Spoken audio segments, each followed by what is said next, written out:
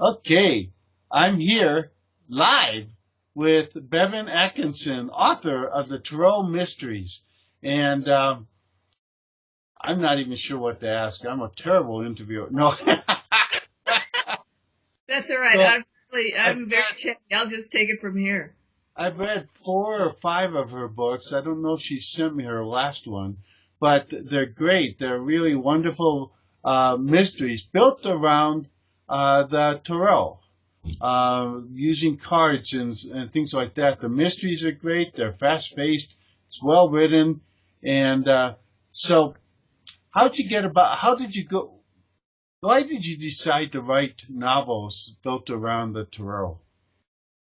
Well, I've been a tarot reader since I was 20, and so that's been a long time.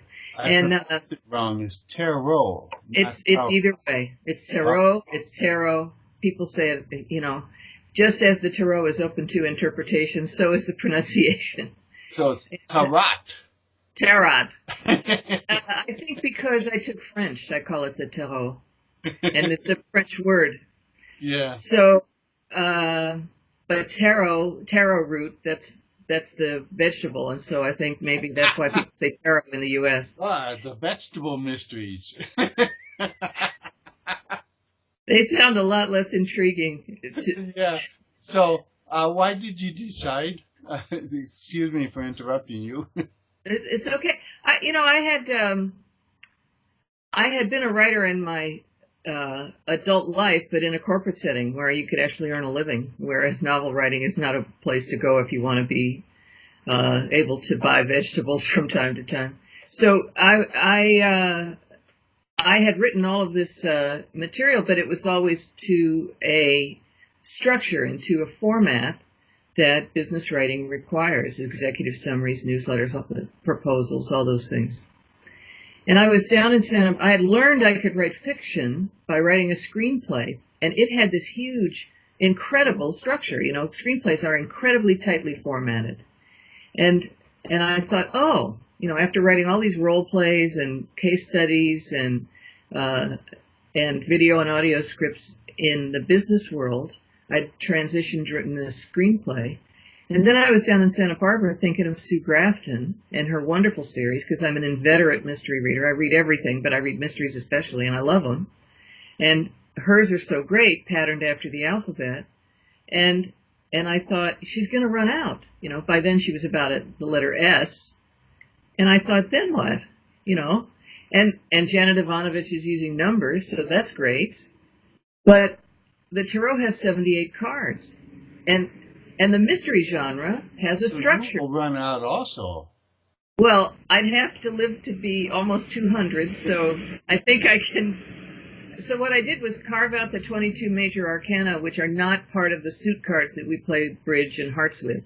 And people who are flipped out about the tarot and have this kind of ooga booga quality about how scary it is, you're playing Go Fish with the tarot, so calm down.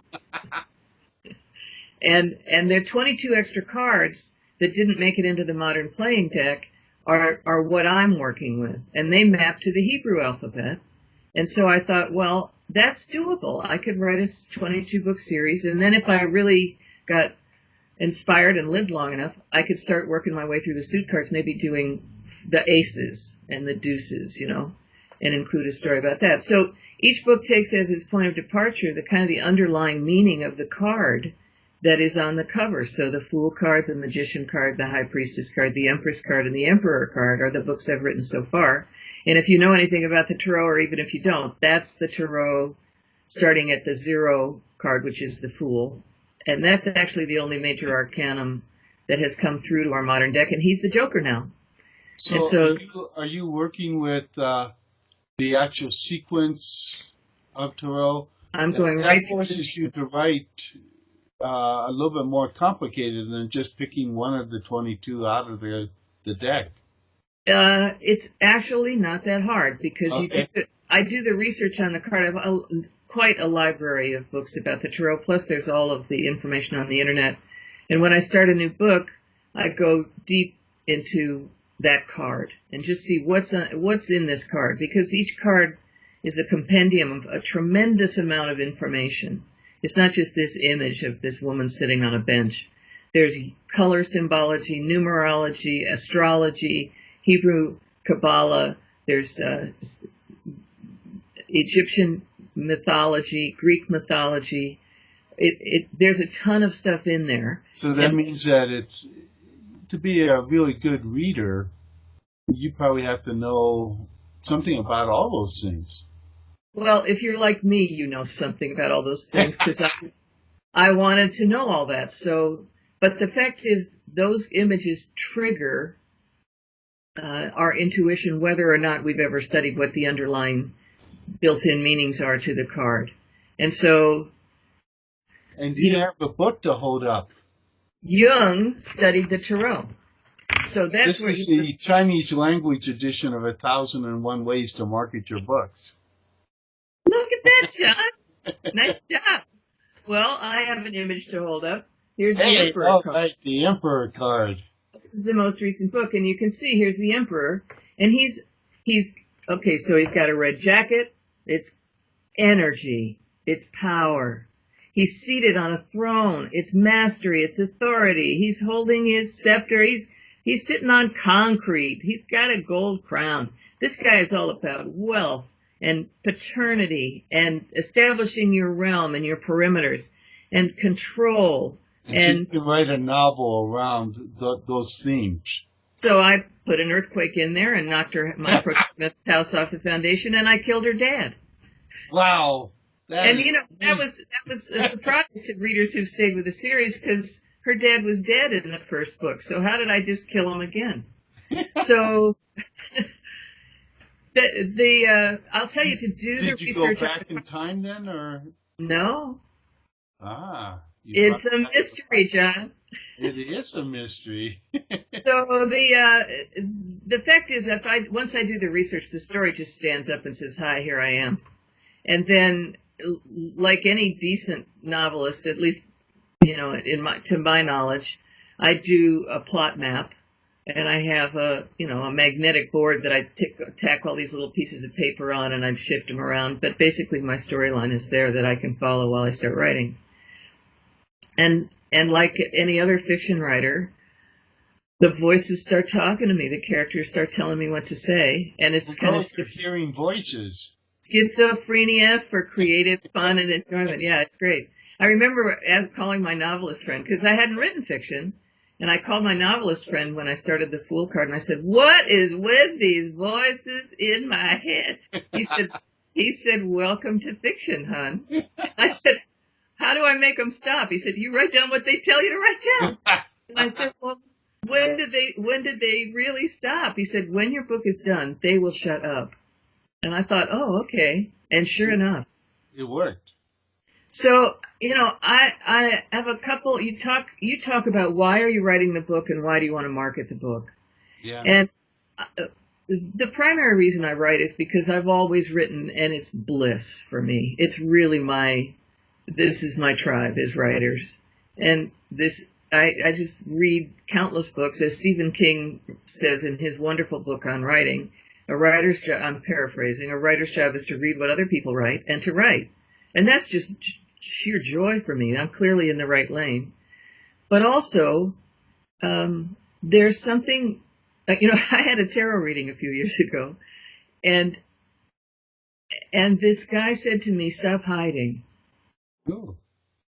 He said, "You've done something worthwhile that people should know, which is how valuable the tarot can be as a tool to train our intuition, to help us trust ourselves, to believe in our own judgment, to listen to our inner voices and our better angels." He said, "Those books teach that in the right way." He said, "Stop being shy about it. Tell people what you've written, because they're good books and they do an important thing, which is bring people to awareness of this way in which they can become more human and humane and aware of themselves and of those around them." And I thought, okay, so part of what I'm doing is trying to bring in a really safe, enjoyable way what I believe to be the ethical use of this particular metaphysical tool. And So people don't have to study the tarot to be able to read it. It's an extremely powerful mechanism, and there are tarot decks in virtually every culture around the world. And people draw, if you're really a super duper tarot reader, you're supposed to paint your own deck. And I'm not super duper. I use somebody else's deck. And I pay for the copyright to use these images from the Rider-Waite deck on my books because they're so well known and people really respond strongly to them. They're beautiful and people know them. And so, okay. Maybe I'll do a series called the Tea Leaf Mysteries. There you go. The main thing is, you training your intuition so that you trust your own judgment, you believe your own eyes, and use all of your senses to draw information that you can work with. Well, that's one of the neat things about your mysteries is that you incorporate it into the intuition, which is what most detectives use anyway. But you have a tool to activate the intuition in your character, and that really makes it possible. It's her way of discovering the truth about situations. Well, and also, it's kind of the device I use to get the murders to come to her, because she's an accidental sleuth, is what she's called in the trade. And so people come to her for card readings, and they bring with them these troubles. So she uses the readings to kind of understand the situation and get her started. She considers herself welcome to meddle. And once they ask for a reading. But the fact is, she doesn't solve the mystery with a card reading. She goes out and asks questions and pries into the situation. Right, the way, but there always seems to be that intuitive element there too, because if I remember, I mean, it's been a while since I read your book, your novels, but she uses her intuition and the cards to help her. Yes. She does listen. If she gets a strong inclination, she goes. I'll tell you, having worked with them so long, I'll literally ask, is the bus coming soon? And if it says, if I hear yes, I wait for the bus. I don't ever, every time I ignore that kind of inner prompting, I wind up saying, oh, why didn't I listen? Because it's in there for all of us. We tend to get it coached out of ourselves. Oh, it's kind of interesting. I was watching TV last night, Manifest on NBC, and the people that disappear for 5 years on a plane and then land, and it's very strange. They don't know why. For them, it was 2 hours of a flight, and it was 5 years in real time. But the thing is that they start hearing voices, and this one character, she hears the voice and she says, she's riding a bus and she hears the voice, stop, stop. And she tells the bus driver to stop. And he stops because he finally listens to her. And just as the kid runs out in the street after a ball. So, I don't know. That's, again, trusting your intuition. It'll be interesting to see how that series develops and if it be any good. I sort of hate these kind of long sort of mysteries. It's one reason I didn't like that island one. I forget the name of it. On TV, Lost. Because it just went on. It seemed forever. And, I like, it ends at the end, And the neat thing about a series like yours is that you get to join in with that character that you start to fall in love with, the main character, and some of the supplemental characters, because I know she's got the black dude in Oakland that's a friend of hers. I forget what he does. He runs a car service, but he's invested wisely based on all the people he rides around with, and now he owns a house in Piedmont with a pool and a view of the Golden Gate. He's become quite wealthy. He's based on a fellow that I know who actually is the world's coolest human, and she has what we refer to as her thug swain, who is that's a mystery trope that you have the kind of terrifying sidekick, the one who's not quite right. But it helps to have that when you're I believe I forget how tall she is as a woman. She's taller than She's 5'9". yeah, so she's taller than normal, or the standard, I guess, Yeah. average. Um, but so she needs a tough guy with her sometimes because But people want to kill her. she's increasingly tough as the book goes along. She's pretty frail at the beginning. Yeah, She's had a tough time, and like the Fool card, where the Fool card, he's positioned. The Fool himself is on the card, positioned to walk off the edge of a cliff, and he's just looking up, happy as can be. He's just ready to go. And that's the essence of the Fool card, that willingness to trust that the universe is going to give you a net, that what you're doing, as long as it's true to yourself and your nature, is, I don't know who that is, but I'm going to hang up. that's not your phone. That's my phone, and here's what I'm going to do, John. I'm going to unhook this baby. Yeah, There you I've been unhooked mine. I had to hang up on somebody twice. So, the nature of her unwillingness to engage with the world as a result of all of her travails at the beginning of the series, the world literally won't allow it. The world rams into her house, literally, and she has to decide if she's going to make that leap. So that's one of the ways in which the story of the book actually is built upon the underlying meaning of the card. And because they're mysteries, somebody dies and she has to figure out how come. That's the basic format of a mystery, which, I'm sort of thrilled about, because the two-step format is something I feel I can probably handle. Will you ever write a book where the people don't die, but something else happens, and you have to solve that mystery? You always killing somebody at the beginning of your books. Well, in this current one, the Hierophant card, the person's hanging on, and in the Empress, I didn't kill the person right away. Well, you're so kind. It was a long, kind of drawn-out, attempted murder scenario, one after the other, until finally she succumbed. But, I had my brother Mike, after one book, called me up and said, about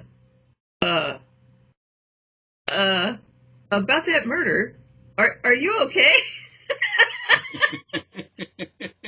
And I said, just wait till we get to the Lover's card. Yeah. That's going to be... Yes, novelists have to be slightly insane anyway, I guess. That's going to be... The Lovers is going to be... That's the one after this book. I can't wait to get to that one. So, Bevan, what is your website?